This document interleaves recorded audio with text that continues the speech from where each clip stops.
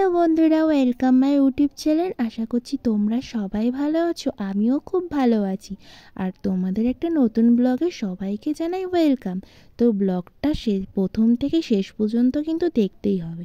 যাই না, ঘুম থেকে উঠেই চলে গেছিলাম বাইরে। বাইরে গিয়ে দেখছি প্রচণ্ড ঠান্ডা আর কুয়াশা।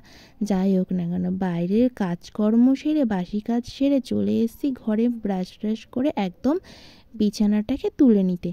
বিছানাটাকে সুন্দর করে পরিষ্কার করে নেব মনের মতন করে, আর ঘর দুয়ারটাও একটু সুন্দর করে গুছিয়ে নেব। ঘুম থেকে উঠে কিন্তু আমার বেশ এই ঘর দুয়ার গুছিয়ে রাখাটাই হচ্ছে আমার কাছে মেন কাজ, বুঝতে পারছো তো? দেখো, মশারিটা তো প্রথমে তুলে নিলাম, তারপরে তো এই কাঁথাটা ভাঁজ করে নিলাম। আর এখন না বাড়িতে আমার বর নেই, এই কারণে আমার সকাল সকাল বিছানা আর কি গোটানো হয়ে যায়। যখন আমার বর থাকে, ও তো রাত জেগে কাজ করে, ওর জন্য আমার সকাল সকাল বিছানাটা তোলা হয় না। যাই না কেন, এই সকাল সকাল আমি এখন উঠে বিছানা তুলে নিচ্ছি। তারপরে বেড কভারটা আজকে চেঞ্জ করে নিলাম। ভাবছিলাম যে আমি কিন্তু বেড কভার বেশি দিন পেতে রাখি না, জোর গেলে 3-4 দিন পর পরে কিন্তু আমি বেড কভার চেঞ্জ করি। কারণ এক বেড কভারে অনেক দিন আমি শুতে পারি না, অ্যালার্জি আছে তো, গা হাত পা খুব চুলকায়। এই কারণে আর কি আমি কয়েকদিন পর পরই বেড কভার চেঞ্জ করে নিই। সেই মতনই আজকে বেড কভারটা চেঞ্জ করে নিচ্ছি। তো এই দেখো, সুন্দর করে চাদরটা পেতে নিচ্ছি। আমার না চাদর পাততে না একটু প্রবলেম হয়, কোন দিকটা ঠিকঠাক বুঝি না, লম্বা চওড়ার দিকটা দিয়ে না বুঝি না। তারপরে অনেক চেষ্টা করে বুঝে শুনে তারপরে বেড কভারটা পাতি। তো আমার হাজব্যান্ড যখন থাকে বাড়িতে, তখন কিন্তু বেশিরভাগ সময় ওকে যদি বলি না, কি গো আজকে বেড কভারটা তুমি পরি দাও, ও কিন্তু আমাকে হেল্প করে, ও বেড কভারটা পেতে দেয়।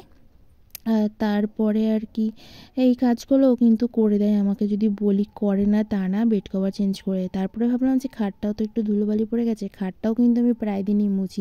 দেবে খাট দেখবে সুন্দর করে মুছে রাখলে না পুরো একদম চকচক করে আর নতুনের মতনই লাগে। আর ধুলোবালি বসে পড়লে না, অনেক দিন ধুলোবালি বসে পড়ে মুছলে খুবই কষ্ট হয়। এই কারণে আমি চেষ্টা করি প্রত্যেক দিন মুছে রাখার। কিন্তু কিছু কিছু সময় কিন্তু প্রত্যেক দিন মোছা হয় না, এক এক দিন মোছা হয়, এক এক দিন মোছা হয় না। তো আজকে ওর জন্য আর কি মুছে নিলাম। আর তারপরে এই জামা কাপড় কটা কাচা হয়েছিল, সেগুলো আর ভাঁজ করা হয়নি। আজকে ওর জন্য এখন ভাঁজ করে নিলাম। রাত হয়ে গেলে না ইচ্ছা করে না আমার এই জামা কাপড় গুটাতে। তো সকালবেলা টাইমটাতে আমি ঘরটা একটু সুন্দর করে গুছিয়ে রাখি, যখন একবারে কাজকর্ম করি, ঘর পরিষ্কার করি তখন। তারপরে এইদিকে দেখো, আমার বরের কাজের টেবিলে চলে আসলাম, একটুখানি ধুলোবালিগুলো ভালো করে মুছে নিলাম। সুন্দর করে মুছে ও সব তাওয়াল দিয়ে আর কি ঢেকে দেবো। কারণ দেখবে ধুলোবালি পড়লে না কাজ করতে একটু প্রবলেম হয় হাতে ধুলোবালি থাকলে। তারপরে এইদিকে আমি সোফাটাকেও এখন একটুখানি চাদরটা টান টান করে রাখছি। আমার এই সোফার চাদর না ঠিকঠাক যদি গুছিয়ে রাখি ঠিকঠাক থাকে না। আমাদের বাড়িতে একটা পুচকে আছে, ওই পুচকেটা, ওর একটাই জায়গা আমাদের ঘরে এসে সোফা। ও সোফাতে খুব পছন্দ করে, ও সোফাতেই খেলে, সোফাতে লাফালাফি সব ও সোফাতে। সোফা ছাড়া ওর নাকি ভালো লাগে না, নরম নরম লাগে, তো ওর জন্য ও সোফাতে পছন্দ করে। ওর জন্য আমি সব সময় চাদর ঠিক করে রাখতে পারি না। যাক, ছোটো বাচ্চা থাকলে এরকমই হয় বাড়িতে। তারপরে দেখো না, এখন ঘরটাকে ভালো করে ঝাড় দিয়ে নিচ্ছি। আর তোমরা আমাকে বলো যে কীরকম লাগে তোমাদের আমার এই ঘর গোছানো, ঘরটা কেমন লাগে তোমরা কিন্তু জানিও। ঘর যেমনই হোক না কেন, বেড়ার ঘর হোক, পাটকাঠির ঘর হোক, টিনের ঘর হোক, ঘর যদি সাজিয়ে রাখা হয় মনের মতো করে, দেখবে একটা ভাঙা ঘরও একদম রাজপ্রাসাদ হয়ে যায়। সেটা হচ্ছে নিজের কাছে কিন্তু ঘর দুয়ার পরিষ্কার পরিচ্ছন্ন রাখা। হ্যাঁ, আমার তো খুবই ভালো লাগে ঘর দুয়ার সবসময় পরিচ্ছন্ন গুছিয়ে গাছিয়ে রাখা। গুছিয়ে রাখলে বেশ মনটা বেশ ভালো লাগে, এর জন্য কিন্তু আমি সবসময় গুছিয়ে রাখি।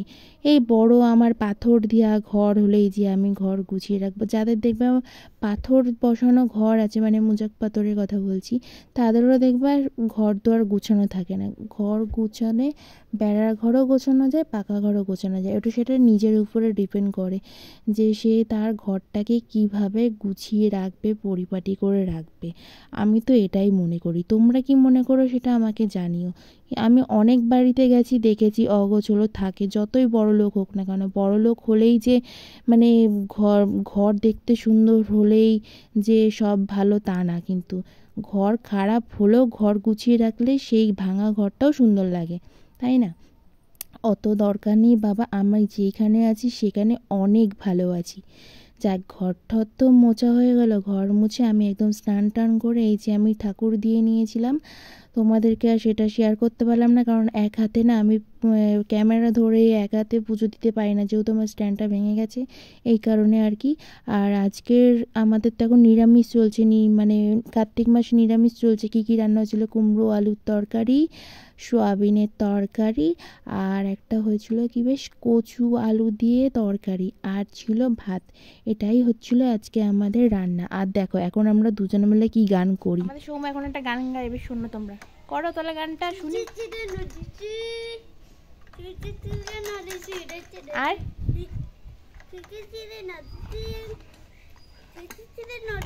আর একটা পারিস গান, ওটা করো। করো।